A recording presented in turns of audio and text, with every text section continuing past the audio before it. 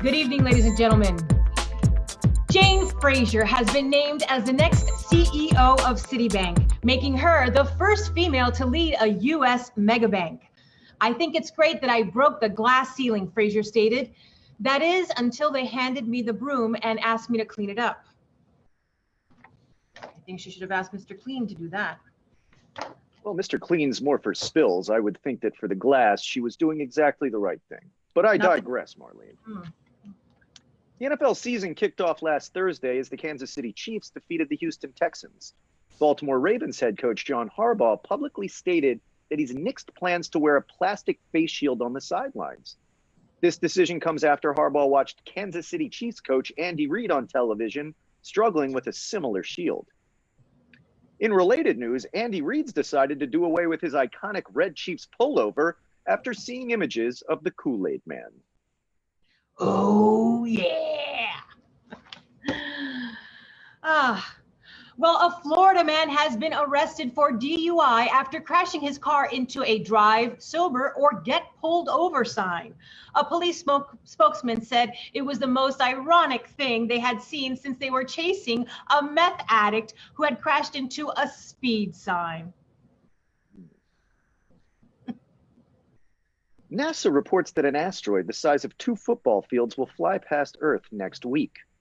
Some say that if it had come in years prior, it may have collided with Earth. But in 2020, the asteroid just wants to keep its distance. And in other news, Broward County teachers are set to get a substantial raise this year. It was determined that they needed raises when school officials saw the condition of the teachers' houses in the background of their Zoom classes.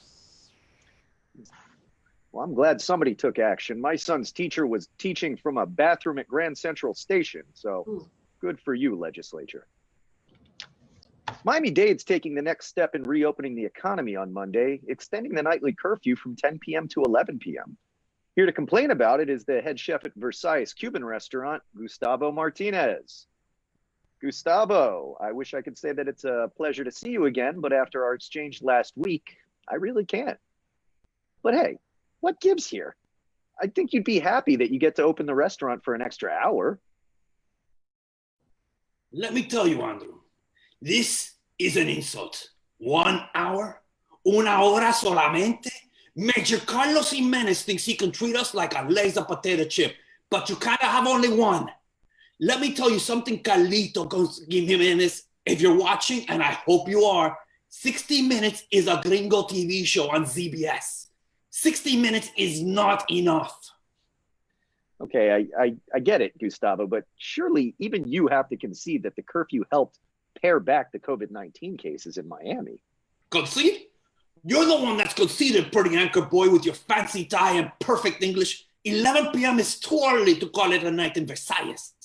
How are you going to tell me that I can't press up a medianoche sandwich at midnight? I mean, it's the name of the sandwich, okay, mijo? Gustavo, I am not your son. Please do not call me that. Imagine you go on a Carnival cruise ship and the midnight buffet takes place at 10:45 p.m. Mutiny. Imagine if you went for afternoon tea at Buckingham Palacio de los Jugos at 11:30 in the morning. British invasion, muchacho. And when that happens in a few weeks, what happens in a few weeks during daylight savings time? We go back to 10 p.m.? Oh no, Carlitos, I'm not falling for that again. I really don't think that's how it works, Gustavo. Let me tell you how it works, mijo. I'm going to make you a medianoche sandwich tonight on the house. And I'm going to make it for you at midnight. Come and get it. As much as I appreciate that, Gustavo, and I'm sure it's delicious, I, for one, am going to be respecting the rules, and I'm going to be home at midnight.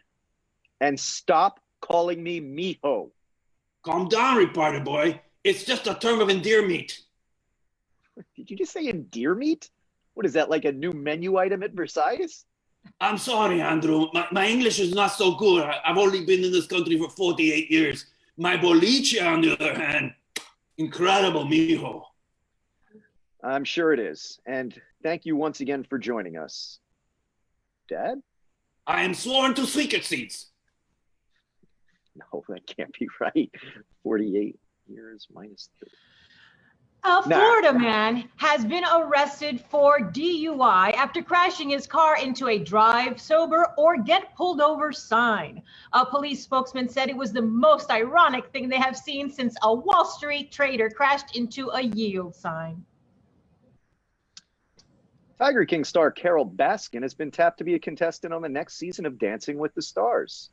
Reached for comment from jail, Joe Exotic said, "Carol Baskin killed her husband, now she's gonna kill the tango." Well, a Florida man was arrested for DUI after crashing his car into a drive sober or get pulled over sign. A police spokesman said it was the most ironic thing they had seen since they were chasing Tom Brady and he crashed into a do not pass sign. Okay, Marlene. Okay, we get it. All right. I think we've definitely gotten the point there. That's enough. Okay. A Florida man was arrested for DUI after crashing his car into a drive sober or get pulled over sign. A police spokesman said it was the most ironic thing they'd seen since they were chasing a NASCAR driver and he crashed into a left turn only sign. Interesting.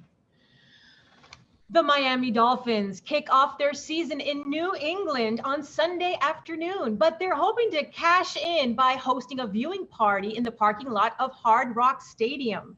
Fans can pay to reserve private canopy cabanas.